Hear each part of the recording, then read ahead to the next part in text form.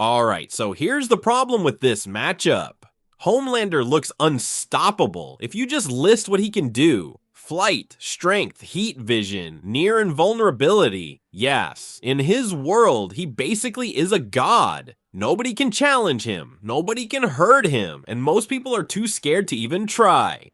But Omni-Man isn't from that world. He comes from a species where being strong isn't special. It's expected, where you either learn how to fight or you die. So this isn't really a who's stronger conversation. This is what happens when someone who's never been tested runs into someone who's been tested his entire life.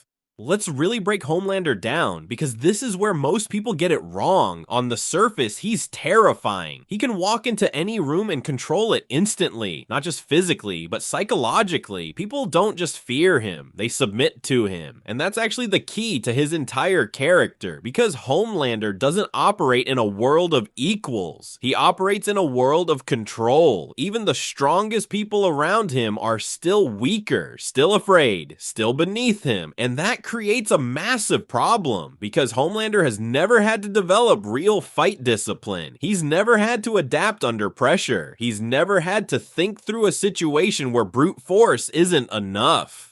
The plane scene proves this perfectly. That wasn't just a he's evil moment. That was a pressure test, and he failed it immediately. He didn't try to stabilize the situation, didn't think through options, didn't even attempt a real solution. He panicked, got frustrated, and then checked out. That's not how a trained fighter reacts. That's how someone reacts when they've never been forced to solve a real problem before, and it shows up everywhere. He overcommits, he rushes, he expects things to work just because they always have. And there's another layer to this that makes things even worse for him, because underneath all that power, he's kind of broken.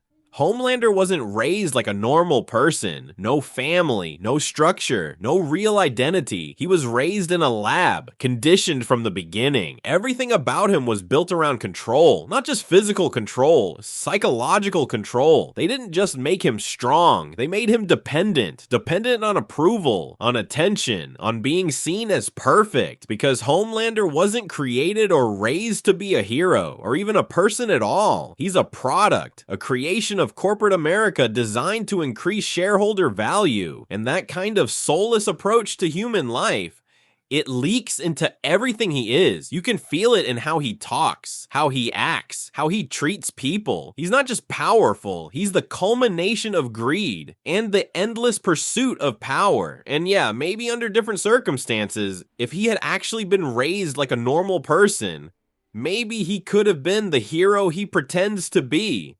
But that's not who he is. What he became instead is someone with godlike power and no emotional foundation to support it. And that shows up the second things go wrong, because when Homelander is in control, he looks unstoppable. But when that control slips, even a little, he falls apart.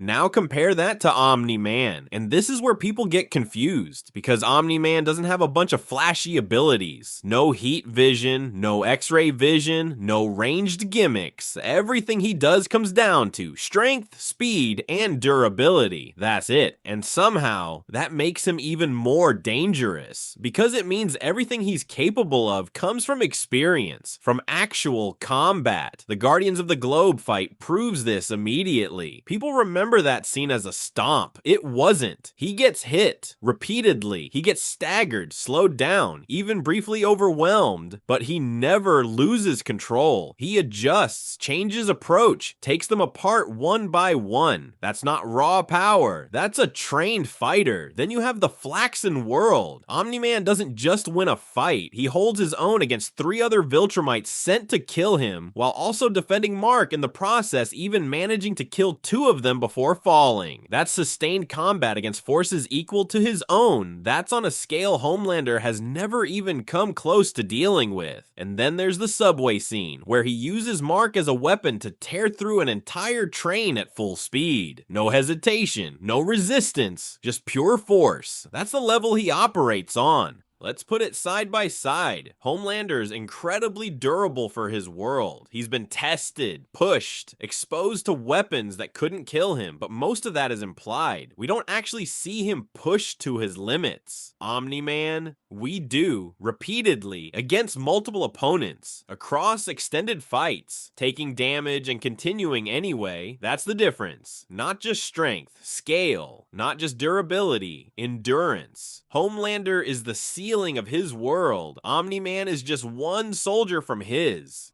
This is where it becomes unfair. Homelander relies on his powers. Omni-Man relies on himself. Homelander fights like someone who expects his abilities to carry him. Omni-Man fights like someone who knows they won't. And when things stop going your way, that's when fights actually begin. Homelander spirals. Omni-Man sharpens. At the start, Homelander probably comes in confident. He's used to ending fights instantly, so he pushes hard. Laser vision, speed, overwhelming force, and for a second, it might look like it's working, but Omni-Man doesn't break. He absorbs it, adjusts, closes distance, and once that happens, everything changes, because now it's a physical fight, and Homelander is completely out of his depth, because Omni-Man isn't just stronger, he knows how to fight, and the moment Homelander realizes that, the moment he understands he's not in control anymore, he starts to fall apart. Omni-Man doesn't just win fights, he ends them efficiently, violently. Homelander is cruel, Omni-Man is purposeful, and in a real fight, that difference matters. So yeah, Omni-Man wins, not because Homelander is weak, but because he crumbles under adversity. Homelander is a scared, pathetic bully with godlike powers, whimpering and begging for attention and validation. Omni-Man is a conqueror with discipline and combat prowess that equals his strength, and it's as simple as that.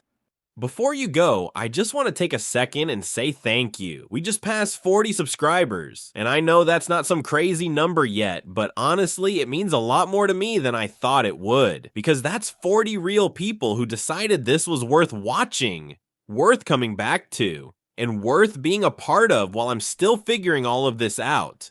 And I don't take that lightly. I'm putting everything I've got into making each video better than the last one, and knowing there are people actually watching and sticking around, it makes me want to keep pushing this even further. So seriously, thank you for being here this early. There's a lot more coming. More characters, more breakdowns, and bigger ideas. And if you're still here with me for that, I really do appreciate it. I'll see you in the next one.